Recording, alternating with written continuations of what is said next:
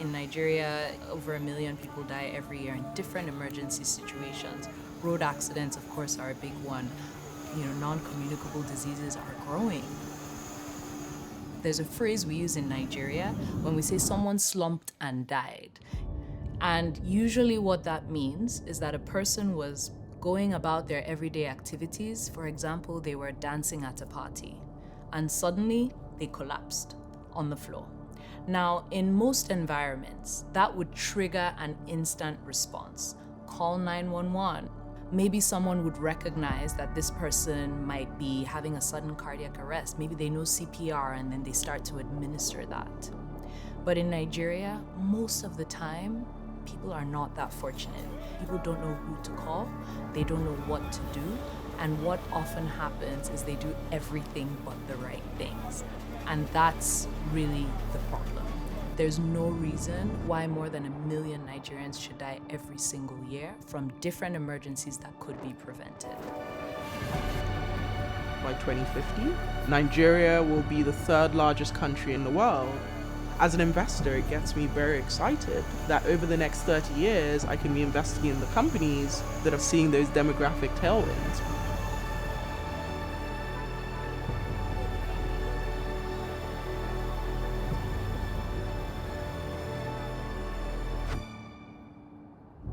I spent the majority of my young life in Nigeria up until secondary school. And then I went to university in the United States and then moved back to Nigeria, where I did what's called the National Youth Service. After that, I actually went to the UK and did a master's in global health and development. So this was kind of me going down my public health path. And then I came back to Nigeria for a couple of years and finally moved to Canada in 2015. It was while I was in Canada that I had the situation with my son. One middle of the night, I woke up to the sound of my son screaming. He was 1.5 years old at the time. My husband had traveled for work, so it was just, me and the baby at home.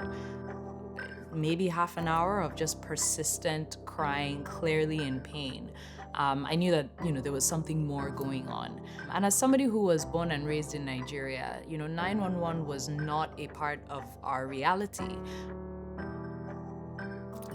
Roughly 10 minutes later, paramedics showed up with all this equipment. I just remember feeling very, comforted, like, oh, okay, I think we'll be fine. And I think for me, that was like, this is very different than what my Nigerian experience would have been. When you think of emergency services, what's the first thing people think about? Ambulances. But when you're in an economy that really struggles to even support the most basic infrastructure, there's a lot of challenges to that. And I think the more I thought about this situation, the more I researched, the more obvious it became that there just wasn't a good way of dealing with emergencies, and that the cost was in the millions of lives. So I started seeing kind of the opportunity to leverage technology and community in such a way that we could actually connect people to emergency medical care. Maybe we need to think a little bit differently about, what are people doing already? There's the community. Whenever there's an emergency, nobody knows how to gather like Nigerians. We gather, there's something happening, everybody is there. So can we take that behavior and maybe make it better by giving some training?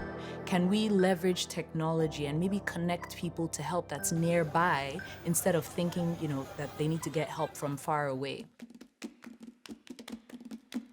Emergency Response Africa is a health tech company that connects people who are experiencing a medical emergency to the largest network of first responders, ambulances, and hospitals. The idea is very simple. We train individuals as community-based first responders, meaning that when something happens near them, they receive a notification on their device, they can get to the scene really quickly, provide some support, and facilitate transportation. Of course, the hospital is really important as well. We want to make sure that they are aware that a case is coming, they are prepared to receive, and all of the delays that happen in that process can be minimized. That's the goal. A lot of investors are seeing Africa as the ultimate destination for what people are now coining impact investing. But I always say that every investment has an impact. And I think that's especially true in Africa. So Nigeria alone has about 220 million people. The median age is about 17 years old. So that is a whole generation that is going to need basic goods and services, whether that's food, whether that's health, whether that's access to power, whether that's financial services. The constraints are around budget and who pays for it. How does that get covered? What has been really helpful is finding catalytic capital and using that as leverage to get governments to unlock their budgets. We did a pilot in one local government, and kudos to the leadership, the Commissioner for Health. They've been really, really focused. They not only have sustained that, but they've actually started to expand it into 2 additional local governments. And so I think the key strategy that has worked for us, has been helpful, is just being able to bring some resources, de-risk it, if you will, for them. But then once they kind of see the value, they're more likely to be able to sustain.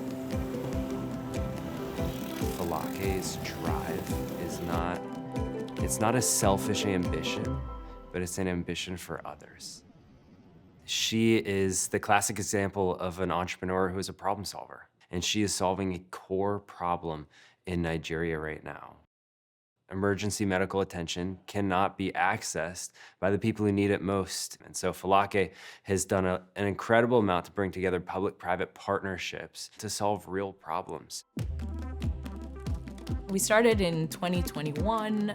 Over that period, we've dealt with close to 7,000 incidents, and those incidents are a wide variety of different emergency types: accidents, pregnant women in labor, people, like I said, slumping and dying, all sorts of situations. But also the other thing I've seen with the community first responder model is that you can go from response times that are easily 45 minutes to an hour to under 10 minutes. If you had told me that I would be an entrepreneur, I probably would have laughed. But I think what has helped me embrace that title, entrepreneur, is really that understanding of we exist to solve problems, and anybody can choose to solve a problem. I think the difference is whether you saw a problem and you decided to do something about it. You didn't know how it was going to pan out, but you were willing to take that risk.